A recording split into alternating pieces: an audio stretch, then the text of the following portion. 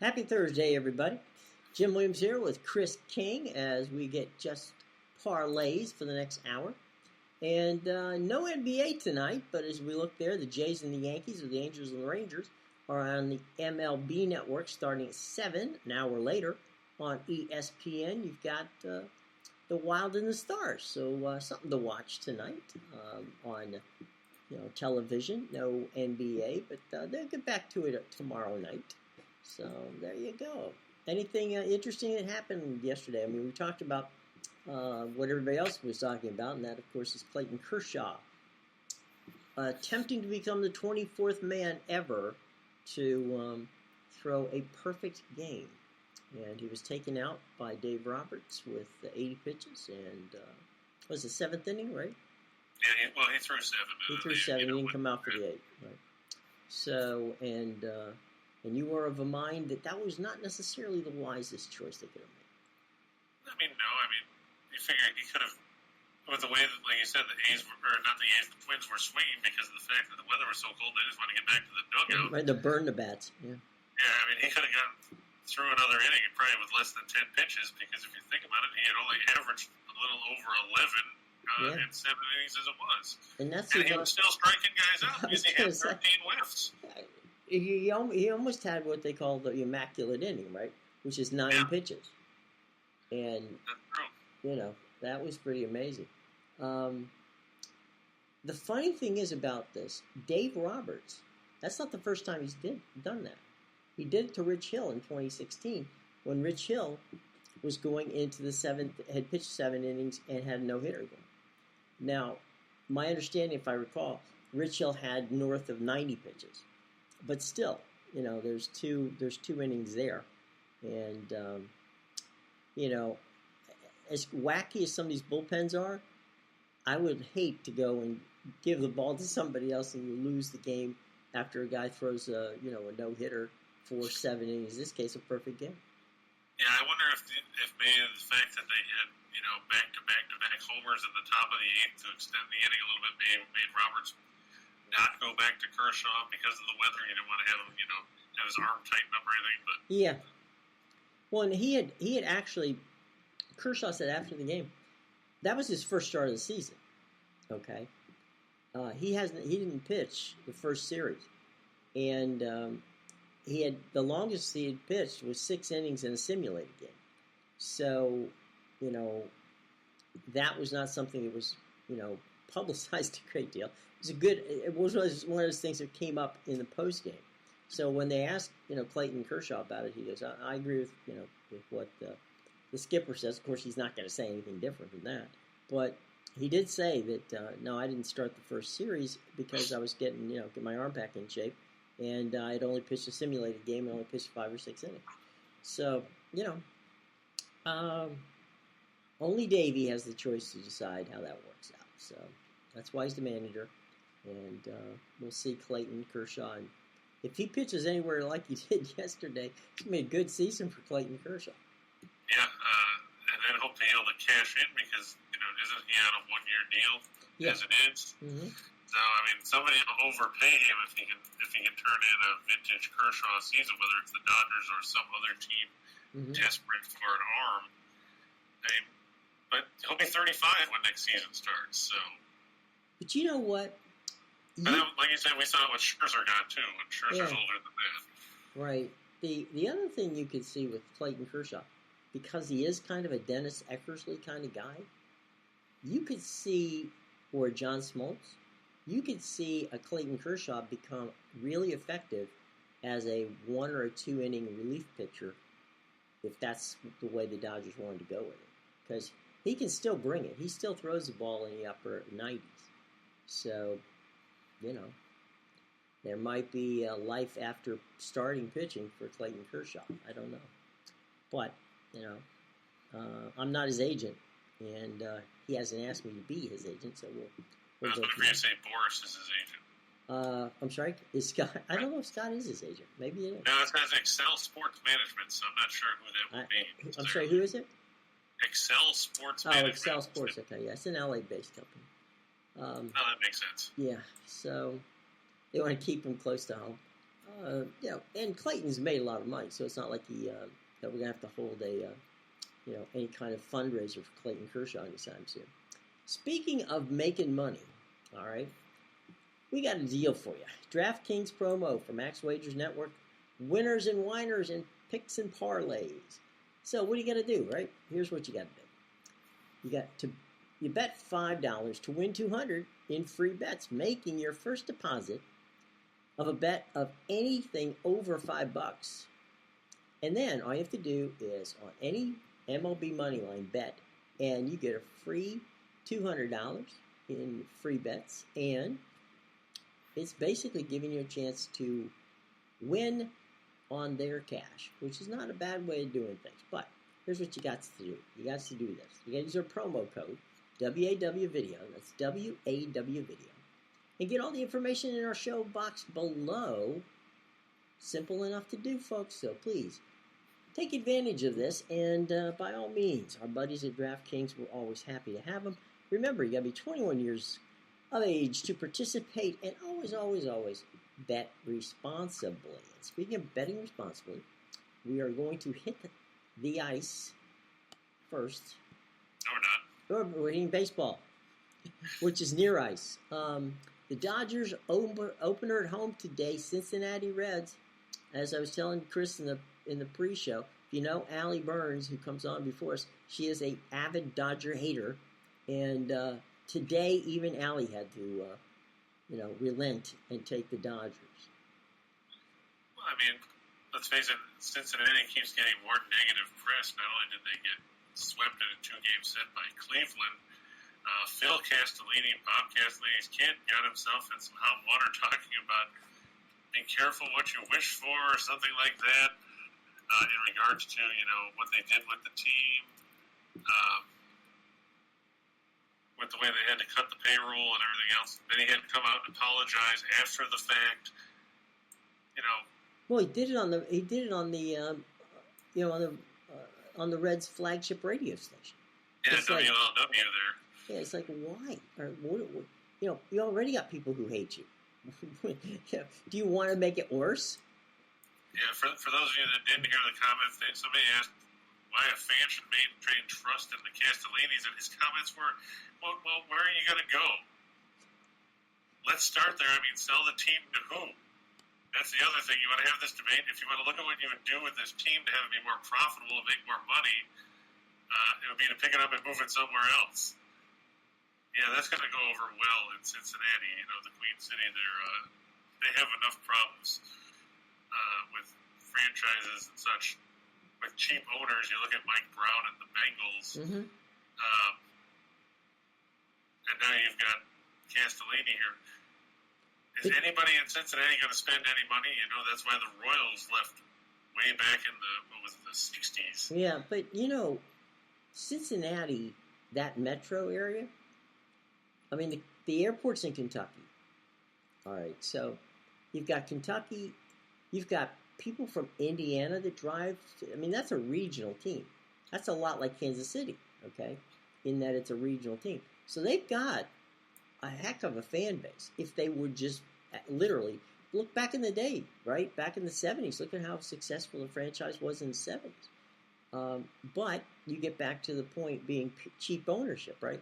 If your ownership's not spending any money, or you're not even looking like you're trying, it's still going to be tough.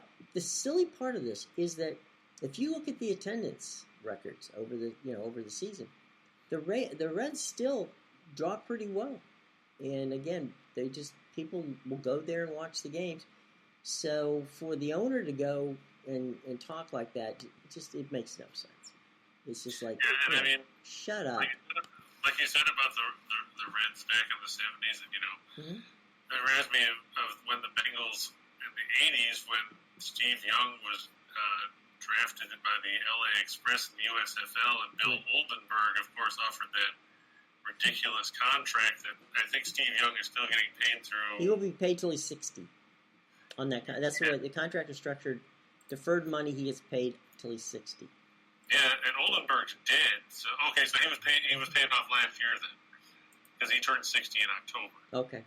I thought it was 2027 or something like that, or 2024. I think they accelerated the payments because my understanding was he's 60.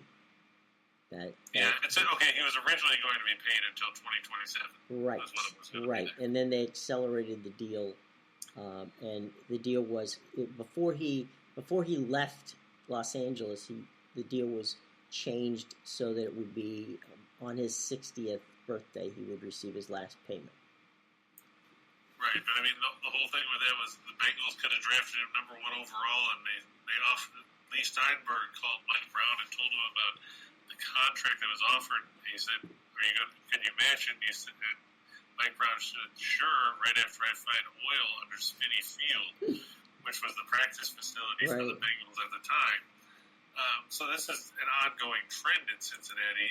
I mean, how about Mark Schott? Schott? Yeah, that's true too. You're not winning over the fan base with comments like that. You're not winning over the fan base when you trade away the majority of the named players from your franchise. I mean, look who's gone. Sonny Gray's gone. Amir Garrett's gone. Jesse Winker's gone. Eugenio Suarez, as bad as a hitter as he was, he had power. Mm-hmm. He's gone. Now you got a bunch of no-name guys in the rotation behind Male and Castillo once he comes back. But then you got a bunch of young guys. I mean, you're starting Sessa today as an opener because you don't want to throw Sam Martin right under the back. Walker Buehler, 1-0, 360 ERA. He beat Colorado on opening day. The Reds, 12th in the majors with 4.5 runs a game. They're 10th in runs on the road. The Dodgers are tied for 6th, averaging 5 runs a game this season. They were 7th in runs per game at home last year, averaging 5.06. Like Jim said, this is the home opener in Chavez Ravine. Let's face it, the Dodgers don't have a lot of holes in their lineup. Cincinnati does. Let's be generous. They have some holes. The Dodgers 43-9 in their last 52 against teams with a winning percentage below 400. 39-12 in their last 51 as a home favorite. 42-13 in their last 55 against teams with a losing record. The Reds, they split with the Braves on the road, but they're 1-5 in their last 6 against teams with a winning record, and 1-6 in their last 7. Their opponent scores at least 5 runs in their last game. I can't trust the Reds here. I mean, we tried giving them the benefit of the doubt against Cleveland. Didn't ban out. I'm sure as hell not going to give them the benefit of the doubt now. Not in case the Dodgers on the home opener. No, I'm gonna take Buehler. I think he should probably be able to stifle the Reds and give the Dodgers 6 quality innings out of that and move Los Angeles to the victory. I would think that that's a pretty good shot of that happening. Michael asked a question. He was driving home last night. He heard that Daniel Snyder was up for tax evasion. And is he going to lose ownership? Michael, I would point you to a very well-written story. I think it was Jesse Doherty of the Washington Post wrote it. I'll look for it as we go throughout the show here, and if I can find it, I'll punch it into the comment section, and you can read it. It really, we don't have time to go into the details, but if indeed the allegations are true, then yeah, there's a very good chance that Daniel Snyder might have to sell the team. And at the same token, we all know about the situation with Brian Flores and his explaining that how he was asked by Stephen Ross to basically tank games so that they could get a better draft choice. If indeed that's true, and we'll find out, then there might be 2 franchises that might have to be sold. So now, was it tax evasion, or was it the fact that he was withholding refundable deposits from season ticket holders? There was a bit of a, and again, these are allegations. So what I'm saying is allegations. Okay, it's not just because I say it doesn't mean it's true. Okay, so let me just couch that there. We need a big thing that says disclaimer. Yeah, I need a massive disclaimer here. What they're talking about was a scheme whereby they took the money, they refunded money, but it wasn't 100% of the money. Okay? So they were taking money, for lack of a better way of putting it, off the top and giving back a partial refund. That ain't kosher in any situation. So that's what threw up flags at the SEC, not to be confused with the Southeastern Conference, the Securities and Exchange Commission, and that's the reason it got in front of congressional committees. So there's books that need to be presented.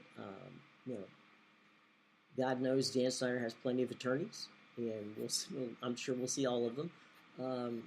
And we'll see. There's been ongoing investigations, and all of that's going to happen. So we'll see how that works. So I will get that for you, and I'll put it in there, and we'll see if you can read it.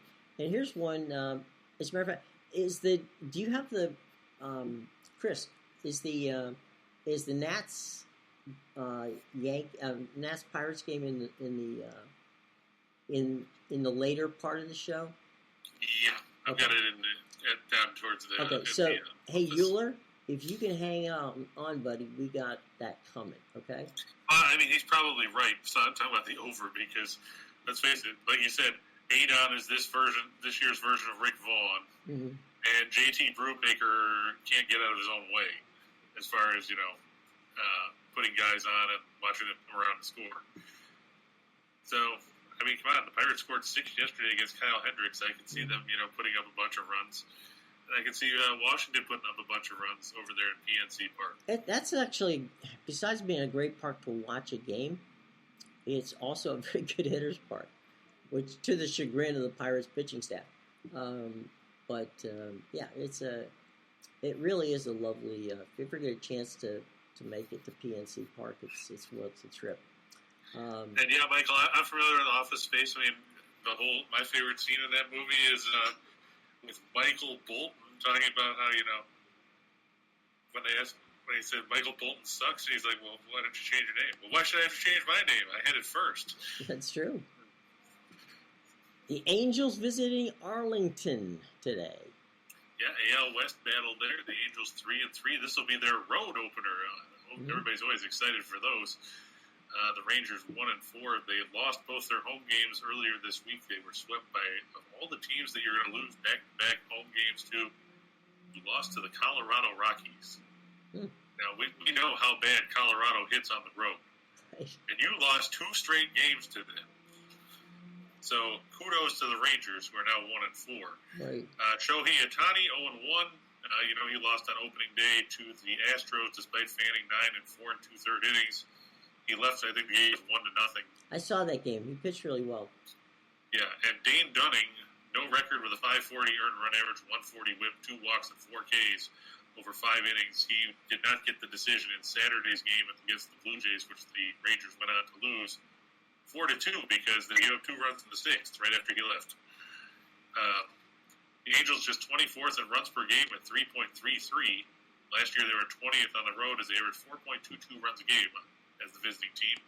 Texas tied for 4th with 5.6 runs a game this season, but they're just 18th in runs per game at home at 2.5. And take note, they're tied for 18th, but only 20 teams have played at home so far this year, so keep that in mind. That 18th doesn't look as good as it should normally. You're talking about the Rangers 3-8 in their last 11 at home against a right-handed starter, and 13-40 last 53 after an off day. So apparently they don't like having days off any more than they like playing at home. They're 1-4 in their last 5 against the starter with a whip below 1.15, and they're 1-4 in last 5 at home. The Eagles don't have any real good bricks for here staff or trend-wise. Let's face it, Ohtani faced the Rangers pitching staff. I think they are facing the Rangers lineup, and Dunning, we've talked about bad tempo. He should be able to generate some offense here and pick up very on the road. Yeah. By the way, guys, here's the Snyder art for you. If you're so interested, it's in the chat box. Rangers spent, what was it, $500 million on the offseason? Yes, I mean, they spent like $500 million on their middle infield. Right. And then they got John Gray, who's on IR.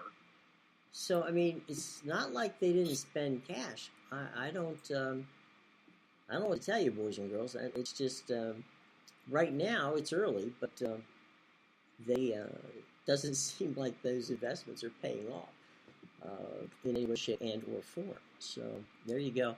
I gotta say this personally. I don't know about you, Chris, but there's certain guys in baseball that when they're playing, I will actually make a note to turn the TV on just to watch, just to see, even if I'm only going to watch a couple of innings or only have time to watch a couple of innings. And Ohtani for me is like must see TV.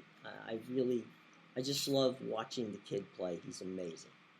Yeah, he's one of those guys that'll actually move the needle a little bit, because if you talk to most people that don't follow baseball, he's probably one of a handful of names that they actually recognize. Mm-hmm. If you ask them about,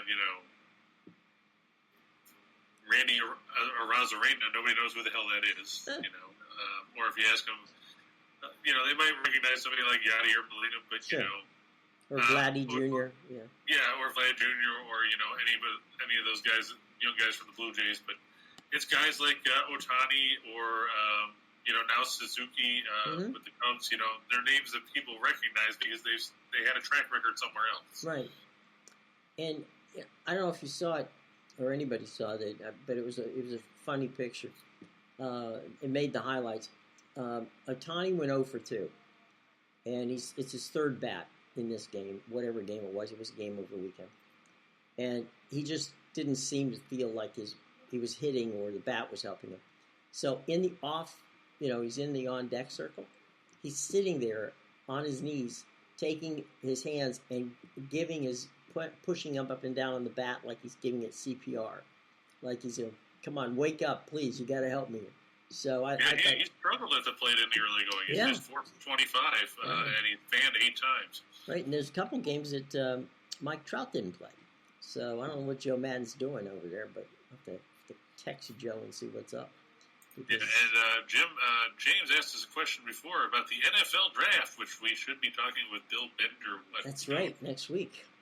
Yeah, he's asking, do you think a tight end will get drafted in the first round? He's thinking Trey McBride, the tight end from Colorado State, who's probably, he's probably if not number one is the number one tight end in the draft. He's probably in the top 2 or 3. That's a good question, James. Oftentimes, I can remember there might be 3 or 4 tight ends that stand out as first round picks. Lord knows, James, that there are a number of teams that could use a tight end.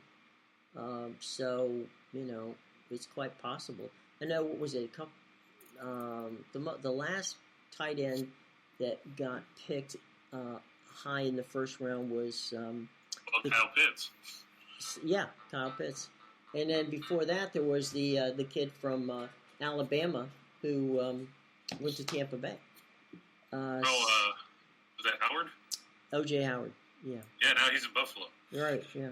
I know Kuiper has got McBride going at the end of the second round, which probably seems a little low to me because he's got him going behind Greg Dulcich from UCLA. Yeah. And I don't think Dulcich is as good as McBride. Isn't Dulcich a little bigger? Let me double check. I mean, I saw Dulcich play a lot because I watched UCLA play a lot, and Dulcich is 6'3", 245. Okay, so McBride's about the same. 6'4", 260. Yeah, he's a little bigger and a little heavier. I don't know. I mean, I don't look. I love Mel, but just because Mel says it doesn't mean that's the way they're going to go. If McBride doesn't go in the first round, I think he'd go early in the second. I mean, he caught 90 balls last year for over 1,100 yards for Colorado State. It's a lot of catches for a tight end, and he's got the size where he can make an impact in that regard. Right. I mean, I'm not going to take anything away from Dulcich. He's a good tight end too. Sure. But he played at UCLA. I mean, everybody can catch passes and go for big yardage in the Pac-12 because nobody plays defense. Just look at Washington State. True. But, Chip Kelly does a pretty good job of coaching up tight ends. He's had some pretty good success there. But to answer James' question about first round, gosh, James, I don't think it's going to happen because there's a lot of people who need a lot of things, and tight ends are unfortunately something, as you just saw. Chris was saying that you said he was going to go toward the end of the second round. Is that what you said, Chris? Yeah, that's where Kuiper has him. Yeah, McShay probably has him in the second round somewhere. So, yeah, unfortunately, it's quite possible that would be it. Even though, as we said, there are a number of teams that could use a quality young tight end. So, we'll see. But yeah, let me see where McShay had him, just out of curiosity. Yeah. Let's see. McShay had him going mid-second round in Green Bay. Okay. At 53. You got it on it all. You could easily pick up the $600 million. I'm surprised it's only $600 million because stadiums these days, are well north of 700 million, pushing the, over the billion mark. So, yeah. Well, what Michael's saying is the state is. I'm familiar with the Buffalo deal, of course. Mm-hmm. It's $600 million is being kicked in by the state. Okay. It's $250 million from Erie County, which is where Orchard Park is, and then the Pagulas and are kicking in. I think it's $350, and then there's the $200 that comes from the league. Right. So it's about $1.35 billion. It's the same people that built Tottenham Hotspur. It's the same. Oh, okay. The London firm, yeah. Yeah, okay. It's a pretty stadium they built for Sean Kine. And the good part about the deal with Buffalo is the big chunk of the money that's coming from the state is coming from the back collection of Texas, or not Texas, but the revenue sharing for the casinos that were on all the Indian reservations that had been held up for 4 or 5 years. Mm-hmm. So the Seneca Nation finally released, I think it was $417 million that they owed the state, and that's going straight into the state's part of the funding for the new stadium in Buffalo. Well, I mean, if you look at it, given what you just said between the owners and the league, they're ponying up close to, if not equal to, what the state's putting up. So that's a relatively fair deal from that standpoint. As far as a lot of these owners get far better deals than that, so I wouldn't say that that's a bad deal for. And I mean, now you're looking at what Kansas City's talking about. They want a new stadium, man. You know what? That is one of the nicest. Those two stadiums together, Kauffman and Arrowhead. That complex, the Harry S. Truman complex, is as pleasant and easy to get in and out of as you want to. Why you would want to build a stadium in the middle of downtown Kansas City is beyond me. Just makes no sense. Washington, somebody they want to put a city, one in Virginia or somewhere else. It's going to go in Virginia. There's no question, and the reason being is two other places. The original stadium was built on Jackson. He never actually got to see the finished product. Dan Snyder finished it, and right now there's 3 entities attempting to do it. Maryland is attempting to keep it in basically that same area. Nobody wants it there. Then there's the district where it would logically be where RFK goes. The city doesn't own that land, so they have to get a grant from the government to buy the land. So there's a lot of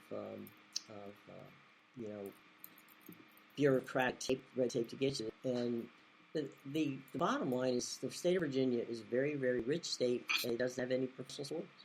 So they figure they can build a stadium somewhere between Alexandria and Dulles Airport and along the metro lines and easily do a job. I don't know what it's going to turn out to be, but it's the state of Virginia's money, not mine. And whether or not Mr. Snyder owns the team when that stadium is finished, it could very well be the same situation where Snyder's out and a new owner benefits from it. So we'll see. And Michael said, as a Denver fan, he says get rid of the Chiefs altogether. Yeah, I'm sure that you have to go and talk to our buddy Scott Steen after this show at 3:00. I'm sure he'd be happy to entertain that conversation with you. Hey, Andrew. Andrew went 3-2 yesterday. For you, Andrew. Good to hear. 3, that get you in the Hall of Fame. All right, Chris, let's, we're going now. We're going to these. Yep. All right, let's go to these. Now, we saw Colorado yesterday, but if you followed us yesterday, we told you that Colorado was going to take care of the Kings because the Kings were 0-8 in the last 8 meetings. And so they did. Yes. And that game was over after 12 minutes when it was 4-0. If you turned it off at that point, good for you, because if you're a masochist, it didn't get any better. Yeah, it didn't get any better. The final score was 9-3 in favor of the Avalanche. Now Colorado gets the New Jersey Devils. Now, I'm sure everybody's like, well, New Jersey just won the other day. Yeah, they beat the Arizona Coyotes. Congratulations. That record for the Devils is wrong. I forgot to update it. The Devils are nowhere near 39, 26, and 10 as I get for that would have been a pretty good record. Yeah, that's what I get for updating 2 slides at once. Right. The Devils are actually 26, 41, and 6. And they're 10, 24, and 2 on the road. Colorado numbers are correct. They're 53, 14, and 6. They obliterate teams at home for sure, as the Kings found out yesterday. Mm-hmm. Nico Dawes, 10 and 11, with 313 goals against, an 893 save percentage.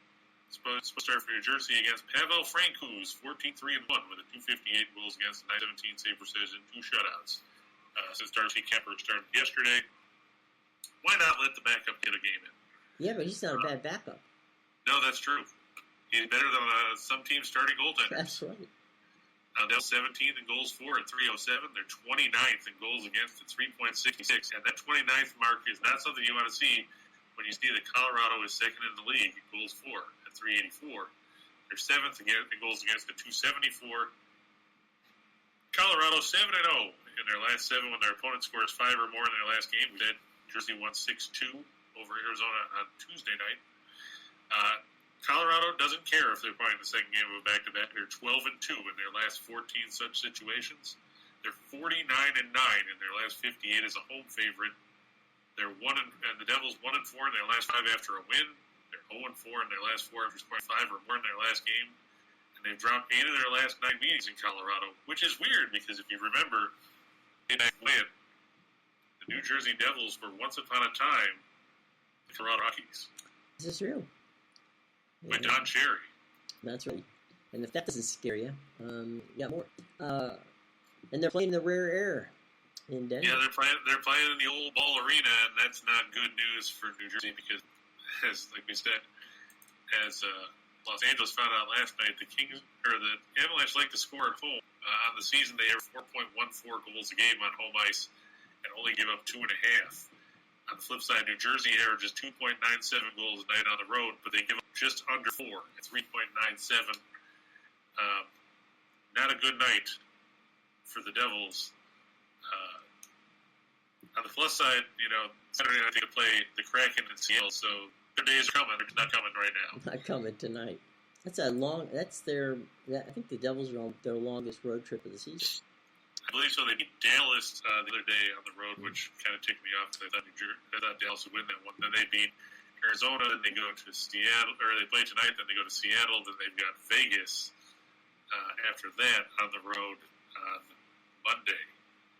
So the West Coast swing when you're already eliminated from playoff contention. Yeah, it's what I did notice looking at the cap schedule, but just in general. I looked at it and there was a ton of teams for some reason that had their longest road trips here toward the tail end of the season, and I found that to be a bit odd. But, well, which is worse, having it at the end of the season or being like the Islanders and being on the road for like the first 3.5 weeks? Well, the Islanders' problem was the building wasn't finished, but there's that. There used to be in a number of these arenas. Remember back when there used to be Ringling Brothers and Barnum Bay Circus, which doesn't exist anymore? A lot of those buildings, that was a huge moneymaker. So they would schedule 2 weeks of Ringling Brothers, Barnum Bailey Circus in a lot of these arenas. So that would be when you would see a ton of these teams hit the road because for 2 weeks they weren't going to go home because those 2 weeks were, filling the building with, circus goers. So, well, there's that. I just didn't want to get into it. So, now, Jim Michael wants to know your thoughts on the Derek Carr contract. My question is, where the hell did the Rangers get this money to give Derek Carr money after they just shelled out a bunch of money for Devontae Adams?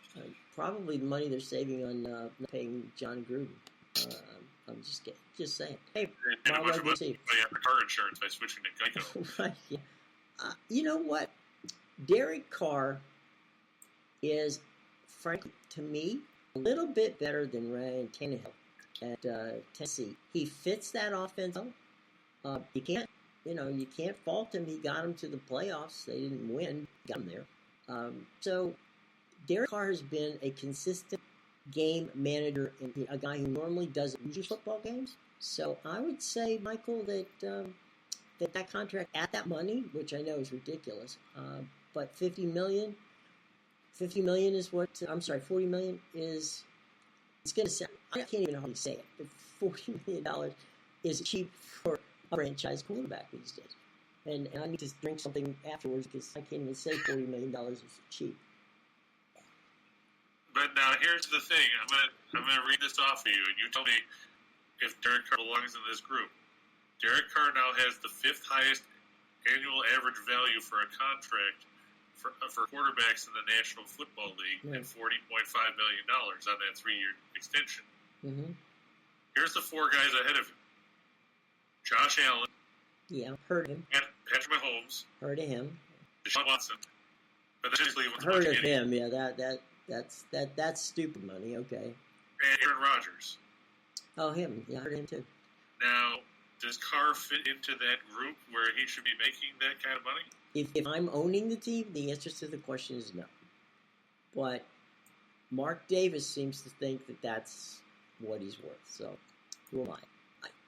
No. I mean, the answer is no. But do you think that? I mean, look at when Cleveland gave that silly money to Deshaun Watson. Was that might have been the stupidest contract I've personally ever seen, other than the Derek Jeter one. I'm not Derek Jeter. I'm sorry. A-Rod when he went from Seattle down to Texas. Yeah, I remember that deal because I was living in Seattle at the time when he left. Yeah, I mean. And then they traded Griffey, the whole world, the sky fell in Seattle. It's the Sky Dome. The Sky Dome. Well, the King Dome. Right, the King Dome, which, amazing. Derek Carr is in the same division as Mahomes, Wilson, and Herbert. He's the 4th best quarterback in the division, making $4 million. Again, Michael, the bottom line is whether or not what a team values the person at. I remember Kirk Cousins getting $100+ million contract from Minnesota, and there just wasn't any way on this planet I thought that Kirk Cousins deserved a $100 million contract.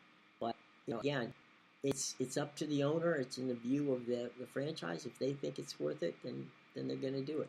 It really doesn't matter whether I agree or disagree. They're going to spend the cash.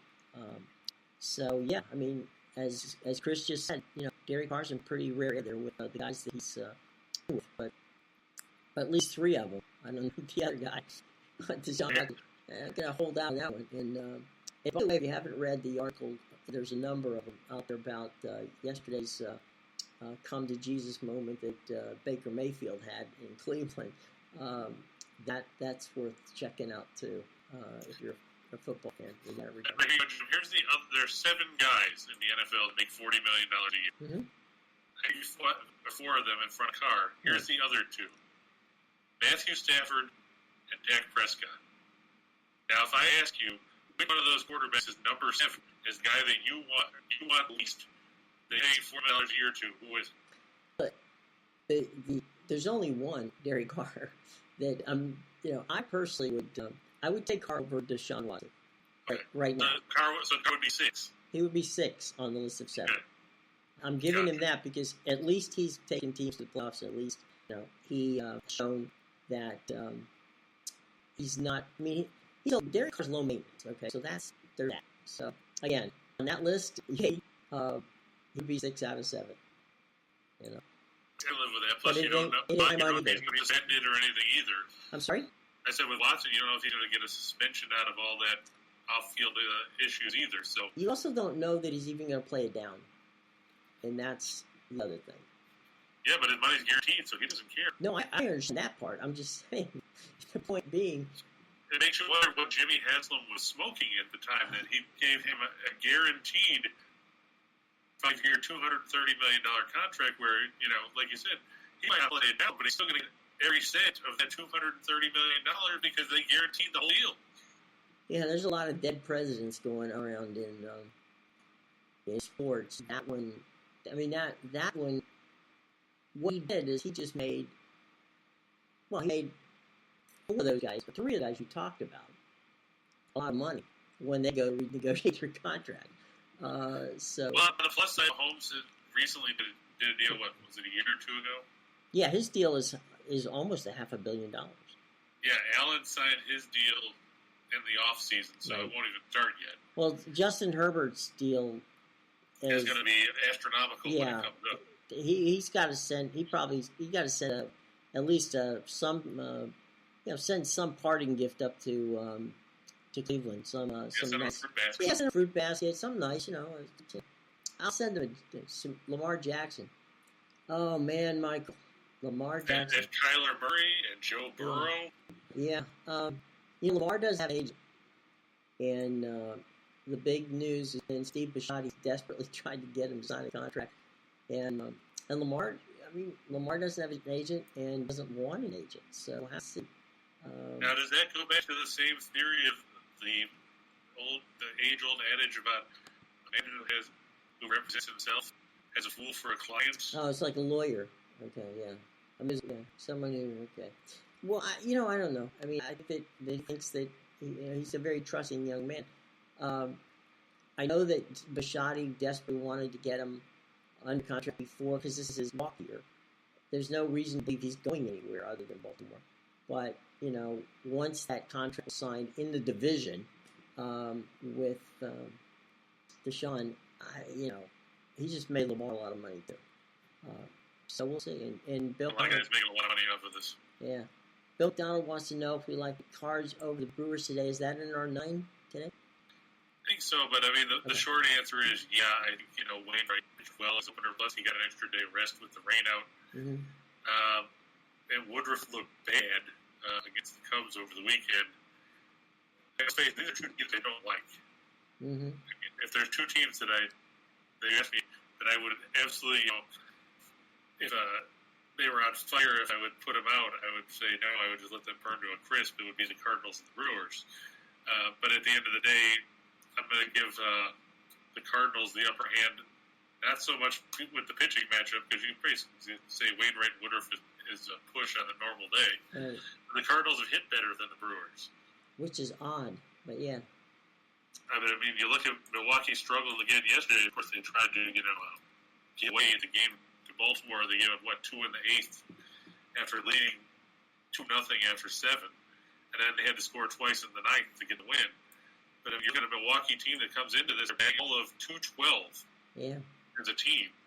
And that's not going to get it done. They've got 3 homers as a team in games. That's nuts. Michael, you're right. The White Sox are close. So there's hurricane warnings in Carolina tonight. Yeah, well, they're playing the Red Wings, so I'm glad Detroit Lenning's not in the chat because he'll probably be but, the Red Wings kind of fell apart in the second half of the season. They had played well in the early going, and then they just vanished. They're really young. That's true. They got a lot of good young talent, but the problem is in order to be successful, that young talent has to actually continue to prosper. And right. You've got to have some people to cultivate that young talent. You've got to have some veterans, and they don't really have those. Nope. Gone are the days when you had Darren McCarty or Chris Draper or Vlad Konstantinov and those guys that could, mentor the younger guys. Now it's... Or Stevie Eiserman. Yeah, exactly. Or Fedorov or anybody like that, Now it's Dylan Larkin and Tyler Bertuzzi and a bunch of other guys that, they could be good down the road, but they're not great right now. Patience. Yeah, patience is a virtue. They've been saying that in Toronto since 1967, but they still run people out of town. Right. A rail. It's going to be Alex Nedeljkovic, 18-21-9 with a 334 goals against, a 900 save percentage, and 2 shutouts. Carolina's going to start Antti Ranta instead of Frederick Anderson tonight. Ranta 12-4-3 with a 242 goals against, 914 save percentage, 2 shutout. Respectable. Yeah. I'm surprised they're not starting Anderson, but I hadn't looked to see who Carolina's got coming up. I know they don't play tomorrow because there's only two NHL games tomorrow, and that's the Islanders, Montreal, and Winnipeg, Florida. I saw Sly was here earlier. I was going to ask him if the storm had blown through Winnipeg, but not sure if he's still in Canada. Unfortunately, he may not have internet. Redding's 22nd in goals for at 284. They're dead last in goals against at 382. Carolina 9th in the league in goals for at 332, and they lead the league in goals against. So you've got the best defensive team in the league and the worst defensive team in the league. What could possibly go wrong here? How could this be a problem? Yes. Carolina 5-1 in their last 6 against teams with winning percentage below 400. They're 21-6 in their last 27 on one-day arrest. They're 52-19 in their last 71 after allowing 2 goals or less in their last game. They're coming off that 4-2 road win over the Rangers. Detroit 20-74 in their last 94 on the road. 18-73 in their last 91 as a road underdog. I know it's an ugly number for Carolina, but guess what? Sometimes ugly numbers pan out. We saw it pan out with Florida and Calgary the other night. Look for Carolina to win comfortably in this one. Let's go to our friends at Caesars. Now, Caesars Sportsbook is getting $1,100 first bet insurance. It's a first-time wager of up to $1,100. You can get it back in the form of a free bet if you lose, so you can't lose. We're very cool. So, Caesars Sportsbook, $1,100 first bet insurance. It's a first-time wager of up to $1,100 and get it back in the form of credit if you lose. Not a bad deal. Okay, so do it though. For the drill, guys, the drill is this. The drill is you have to use our promo code and go to the show box, the link below, and that'll take you to this cool deal, which our buddies at Caesars Sportsbook have. Okay, so thank you to Caesars Sportsbook, and as we always say, bet responsibly. You have to be 21 years of age to participate. All right, so it's time for the big one, folks. We're going to start. This is the good stuff. 2 for the money starts off the big end of the show. Extravaganza. We talked about Colorado, Jersey. This one should be right inside. I mean, like I said, New Jersey's bad defensively. They're on the road. They're not necessarily a good road team. Colorado's coming off a 9-goal performance last night. You have to think they're going to win this one comfortably. Talking about teams that are not good, the Anaheim Ducks. They're going to go to Tampa Bay. Bobby Vasilevsky starting against Anthony Stolars. For the Ducks, Anaheim 2-11-4 in their last 17 games coming into this. It's be 2-12-4 after night. You know, Chris. Yeah, I agree. Anaheim will win this game, but boy, does Tampa Bay look tired. They do. I mean, I can't favor a team like Anaheim. No, that's what I was saying. I'm just saying that I agree that the Ducks should win. I'm lose. I'm sorry, but it's just Tampa Bay just looks really rotary. As you're getting ready for layoff. Yeah, unfortunately. And this one they have to win because they're getting themselves in a position where they fall into a wild card spot. Yeah, this is a must win for them. They've got Winnipeg Saturday. They'll play that. The Jets will be playing the second game of a back-to-back there. And they don't play until Tuesday at home against Detroit. So they still don't have to go anywhere for a few days. True, yeah. That'll be helpful. That's one plus for them. Yeah. They've looked sluggish and they got shut out by the Stars 1-0. But it's their defense improved because they won. They shut out Buffalo the game before that, though. And then the game before that, they lost 2-1 in overtime to Boston. So maybe they're starting to figure things out defensively. They're a really rough stretch. And especially Vasilevsky, who, I think the last time we talked about it, we talked about how many more games he played than anybody else. It was almost, I think the number you had was like 44, 47, something like that. Yeah. It was a lot of games. So I agree with you. I think they'll win tonight, but they got to get their act together pretty quick. They get ready for the playoffs. We all talked about Dodger Blue. And we talked about the Hurricanes, the Red Wings. Right. Rough night for Detroit. Yep. All right, moving to 4 for the show. These are all hockey games because I hate the baseball schedule today because the games I like already started. By the way, for the games that already started in the top of the 7th, the A's look like they're going to win 3 out of 4 down in Tampa as they lead the Rays 6-1. Yep. Bay has 3 hits. And in the Windy City, in the bottom of the 3rd, it's the Mariners 2 and the White Sox nothing. The Mariners got to Gilbert, who's starting because the White Sox don't have anybody else against Logan Gilbert. But I was looking at the Mariners lineup. These averages are terrible. Adam Frazier hitting $148, Jesse Winker's $150, Mitch Henniger's hitting $111, Eugenio Suarez hitting $211, Jared Kelenic, who homered in the second inning, is hitting a quarter. Maria prospect is hitting $105, and that's after he got hit. Cal Raleigh hitting $167. Then into the hot hitters in this lineup, if you want to call them that. Ty Rance is hitting $250. J.P. Crawford is hitting $400. But come on, you've got 6 guys in your starting lineup. Six guys in your starting lineup that are hitting less than $150. The Mendoza line, they're below. Mo gives us this quick update from Chicagoland, 50-mile-an-hour plus winds. That's probably why the ball got over the fence instead of it being a pop-up to short. Right. Now, everybody was on the bandwagon for the Mariners. They were a sexy pick. Now, Raider Darian rear his ugly head again. Yeah. Flames and Golden Nets. Yeah, that game's in Calgary. It's between Markstrom and I think Markstrom and Leonard. Yeah. Let me just double check to make sure. I can't have that Calgary wouldn't start Markstrom. Yeah, it's supposed to, that's our listing at the moment. Yeah, but the most important is did Bruce start lock tonight? God, I hope not. According to Glee Post, which where you either look there or Daily Faceoff of Frank Saramelli for goaltending matchups. Does it, yeah. They both got Thatcher Demko starting against Karol Vizmelka. Okay. So, hey, there's that. I hope he doesn't start. I hope he doesn't switch it and let him in and then decide to go to Halak, because if he doesn't, they lose. And somebody needs to make Boudreaux around when it comes to starting goaltenders. Right. Because everybody knows that he will have earned, is up. Right. He will have earned his nickname Spanky. So, there you go. Yeah. Like the Penguins over the Islanders tonight.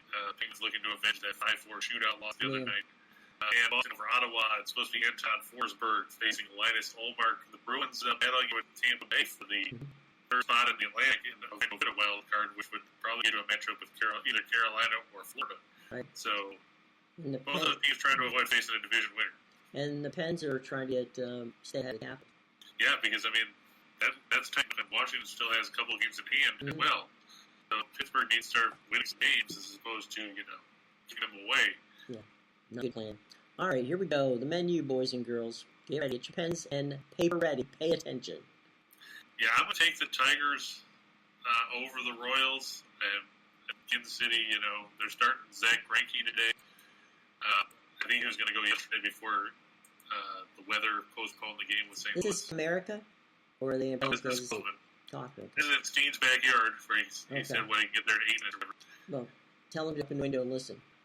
Yeah, he'll be going up against Casey Mize for the Tigers. I think Detroit will get the upper hand. I'm not convinced that Kansas City's for real at this point.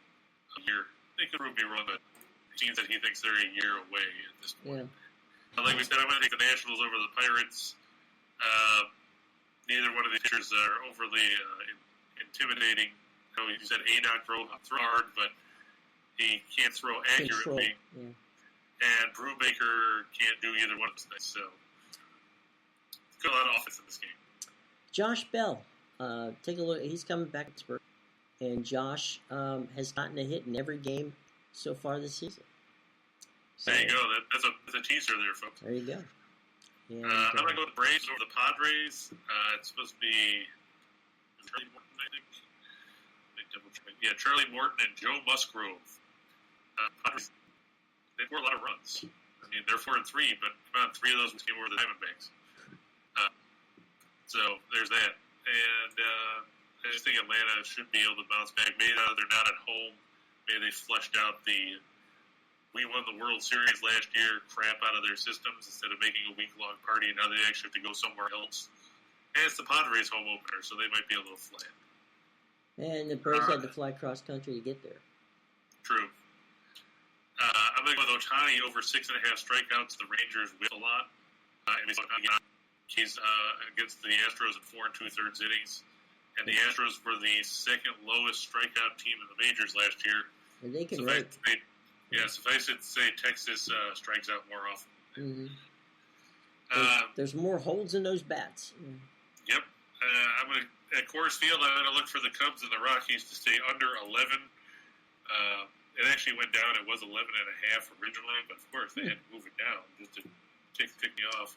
I'm looking to see if Ryan's in the house, because you got San Jose coming up next. Ryan, wherever you are, buddy. Yeah, a couple of lefties on the mound at Coors will be Justin Steele and Kyle Freeland. Mm-hmm. The Rockies have stayed under in 4 of their 5 games this year. The Cubs 2-2-1, but they were under in both games at PNC Park. So they're 0-2 on the road as far as total. The Sharks are the Blackhawks. Not a whole lot to talk about there. Chicago is bad. James Reimer is going to start for the Sharks. Kevin Lankinen to start for the Blackhawks. I just think that San Jose is the better team at this point. That's not saying a whole lot. Blues over the Sabres. Supposed to be, Jordan Binnington for the Blues. Sabres not confirmed whether it's going to be Craig Anderson or Dustin Tokarski at this point. Either way, St. Louis, they're battling to make sure they maintain a guaranteed playoff spot. So they should get the win on the road at the KeyBank Center. Nashville, minus 120 over Edmonton. This game coming to you from the Bridgestone Arena in Nashville. We've got, I imagine it's Saros, yeah. Mike Smith for the Oilers. UC Saros for the Preds. Edmonton, they played well. They played well under Woodcroft, but they got whipped by Minnesota the other night. Yeah. Before that, they got beat by Colorado in a shootout. So they've dropped 2 in a row. Nashville's a tough place to play.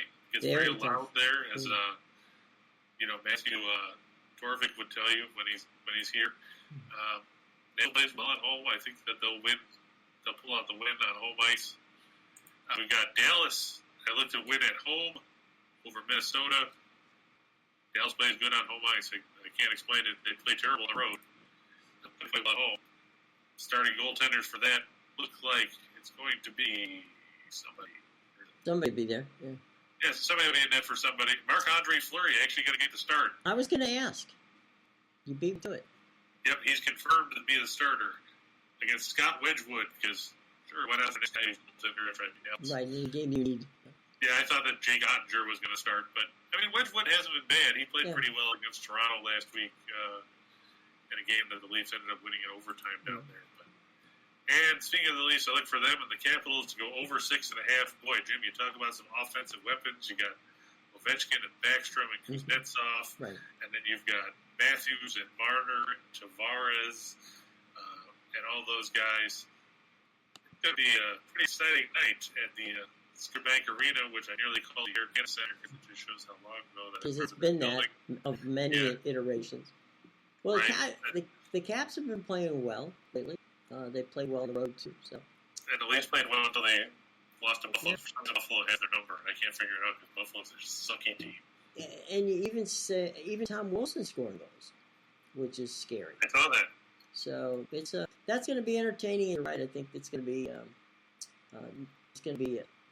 there's going to be a big number there, definitely. Yeah, I think the last game was in Washington at the end of February, and it was 5-3 or something like that.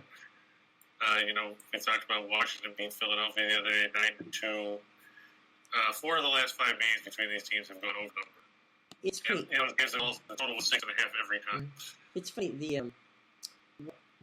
Over the years, for some reason, I have no idea why, when the Capitals and we're up against each other, they always end up scoring a lot of goals in a game. Even it was better than the other. There was one playoff series they had a few years back where just like the numbers were off the charts for what normally you don't see numbers of playoffs. They had a lot of playoff wins. It's when those two get together, it's not a lot of defense play. Like you said, over in 4 of the last 5, over 9 of the last 12 in Toronto. These teams after this, Washington's on to play Montreal on the road Saturday. They go to Colorado Monday. I'm sorry. Toronto gets Ottawa Saturday on the road. Then they face the Islanders on Sunday. And these are big stretches for both of those teams too. They need to start. In the case of Washington, they need to keep momentum going. In the case of the Maple Leafs, they're like Washington. They need to keep that going as they head for the playoff. Exactly. So there you go. Okay, any questions left from the class today? Got most of them. I did. Okay. All right. Tomorrow I will wear the Tampa Bay Bandits sweater because the SFL is back. Many wonder why. And that's a damn good question. But if you happen to live in Birmingham, okay, so many of you do, I'm sure, you'll have plenty of chance to see all of the teams because that's the only place to play. So that one's a bit of a... But this is the officials, by the way. They're going to have some NFL officials. They've been lent to the league. And here's the problem. This is why Chris is not going to watch. Okay? It's on Fox. It's on NBC. Okay. Ben Kugler is going to call some of the games on Fox. So I know that. Is he doing the game or say with New Jersey? I know. I mean, I hope they don't stick him on the primetime games. Stick him on some other. Stick him on FS1 or something. Yeah, well, FS1 is the Bandits actually playing Sunday on FS1. Yeah, they're playing the Ballers. Yeah, so there's that. Kevin, if you're listening, you know who you are. Anyway, you know who you are. Call in sick. Yeah, sick. Give Kevin Harlan a chance. Give Kenny Albert a chance. He needs something to do. Yeah, he needs another job. So that's what they're looking forward to. The Chris Collingsworth's son is going to be calling games for the ND side of this. So it'll be interesting. Yeah, a lot of people got their start when in these obscure leagues. I mean, in the old ABA, that's where Bob Custis started. He was a play-by-play voice of the St. Louis team, and Charlie Steyer was the voice of the New Jersey Generals, and there's a lot of guys who's... Yeah, Paul McGuire did USFL games. Yeah, he did. I worked with Paul. I'm still paying off his bar bill from 1985. But yeah, it's... we'll see. It might be fun. It gives us something to watch in the way of football. For those of you football freaks and really need it, you got it coming this weekend. So that's and how about the XFL hiring Dean Blandino to be their rules guy? I don't even know how to react. I mean, their best chance to make it was when Ebersol was there at NBC, and that that went out the window. And one of the leagues is going to make it. And you got a relationship with the NFL, which the USFL does, and the XFL doesn't. I'm going to bet that the USFL is going to make a much better partner than that. Plus, they got both Fox and NBC's got money in this thing. So that definitely is helpful. So we'll see. But, football of the weekend. I bet you didn't think that was going to happen. So I know a lot of people who, back in the old USFL days didn't think it was going to happen either. So we'll see. At least this time, when they get their paychecks, they'll all be going to the same bank. They won't have to rush to bank for cities. So there you go. That used to be the big problem. Rich, who was it? It was gunslingers. Yeah, Rick Newhandle talking about gunslingers there with St. Banjis. Right, just run like hell to the local bank and cash your check because you might be the fourth guy and the fifth guy doesn't get his check yet. So. And they started setting it up at a bank that was like 40 miles away, something like that. Yeah. So you can talk about how it was like Smokey and the Bandit trying to get the That's the right, yeah. everybody else. It's, let's see, we got this Daryl Needs of Farms. Well, that's kind of what the USF is. It's entertaining. We'll see how entertaining it stays, right? It can always be entertaining for a little while, but after a while, you gotta keep that party going. All right, boys and girls, we have had a lot of fun with you. Don't forget to hang with Max Wagers Network. Got Midday Money with Sean Higgins. That's Sean Higgs. I'm sorry, Higgins. Sean Higgs at noon. Got our girl Allie Burns at 1. As we show up to. Then got Scott right now on MWN2 at 3 o'clock. 5 o'clock it'll be Tim, Lenny, and Nicholas as they get together. And starting next week, soccer at 4 o'clock with Sean Miller. And Sean will have some interesting stuff. He is presently en route home from Manchester, where yesterday he watched Manchester City play. So, and filed a report. So, Sean will be back with all kinds of great information, ready to rock and roll on Tuesday when his show debuts in the 4 o'clock slot. So that'll be 6 consecutive hours of very entertaining content Monday through Friday right here on the Max Wagers Network. So everybody have a lovely day. Make sure that you check the box below because what's there? Well, we know what's there. We've got the DraftKings deal. We got a wonderful opportunity to do some business with Caesars. We've got Chris King Parlays. If you you want them, send your mailbox down in the show box below. You can still get our free 100-page baseball book on there as well. So all kinds of goodies down in the show box below. Please check it. And also on the way out, smash that like button, hit the subscribe button, and ring the bell so that every day you know we'll be here at 2 o'clock. Okay?